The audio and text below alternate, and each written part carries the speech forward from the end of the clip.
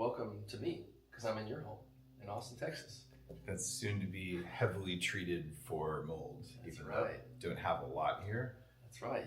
This is a beautiful place, and we came down here to talk about what to do with it. Yep. Now I know. Well, let's actually, before we get into this home, tell me a little bit about your personal story. I know a lot of people know, you started a kind of your health journey around mold. They maybe have seen the moldy documentary, but how did you get to a place where we're sitting here and you are looking at treating your whole home? Well, I grew up in a basement that had been flooded in Albuquerque, New Mexico.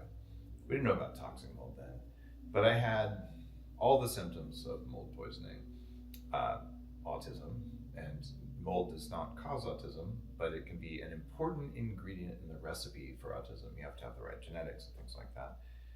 And mold also, one of the symptoms of it is chronic strep throat, which I had for 15 years. And chronic strep throat also causes weird autoimmune things and behavioral things like ADHD and something called PANDAS, which I had, which gives you OCD. And my favorite one is ODD. Have you heard of that? No. Oppositional defiant disorder. Oh. And this is when that Rage Against the Machine song, F you, I won't do what you told me, it plays constantly in your head. And if someone tells you to do something, before you can think, you're like, no, you can't make me. So, needless to say, my Dave's a good boy file was not very big, but Dave's a bad boy file was very high. And so there's a lot of health stuff that came out of that. I had arthritis in my knees since I was 14, and just all kinds of health problems. By the time I was in my mid-20s, I had been diagnosed with arthritis, high risk of stroke and heart attack. I had chronic fatigue syndrome and fibromyalgia, which are probably the same thing. Crippling brain fog to the point that I bought disability insurance in my 20s because I wasn't sure if I could really keep going. And it's this feeling like you have the pedal all the way to the floor in your car and it's slowing down. And like you can push harder, but there's no more push to give, right? And so I went to all these functional medicine doctors. I spent hundreds of thousands of dollars trying to get well. And I just wanted my brain to work.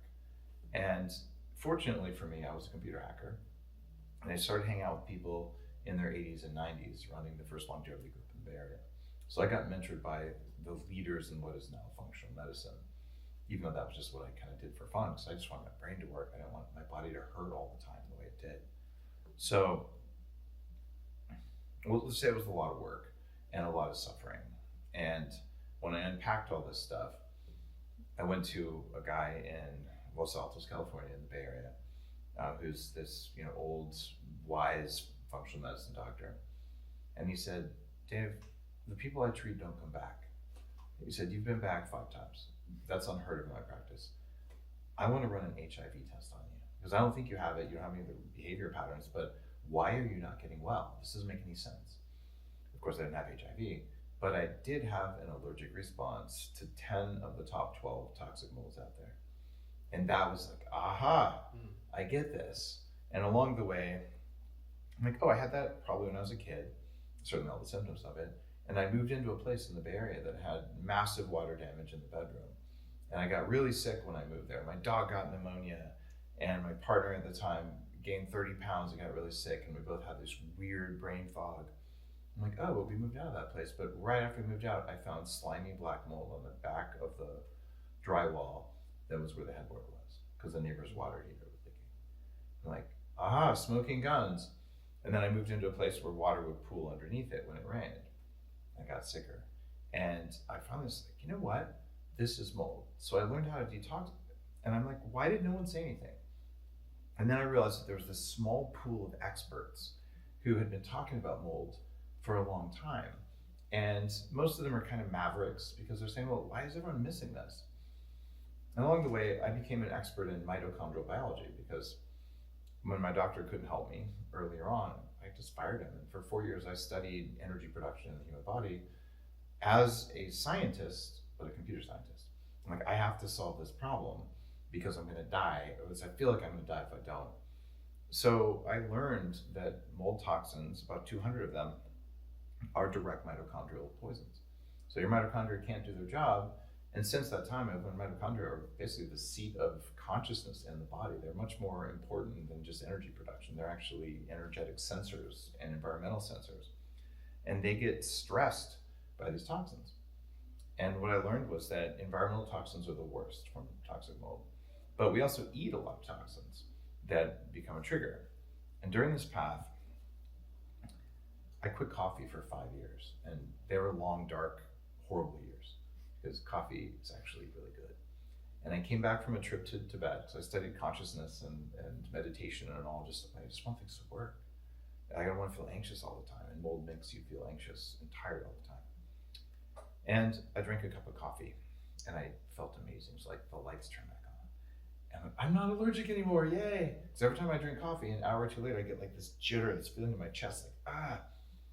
So, day after, I had another cup of coffee, and then I felt the symptoms. I thought, wait, I didn't get allergic overnight, it's the coffee. So I went down this, wow, here's how much mold is in peanuts versus wheat versus coffee, and I found out coffee is a serious mold risk food. I ended up launching a massive coffee company called Bulletproof, and today I run Danger Coffee, which is mold-free and contains special minerals that actually bind to toxins. So it's like this whole path of longevity, and I'm a leader in the longevity movement, really came from being sick as a kid from toxic mold.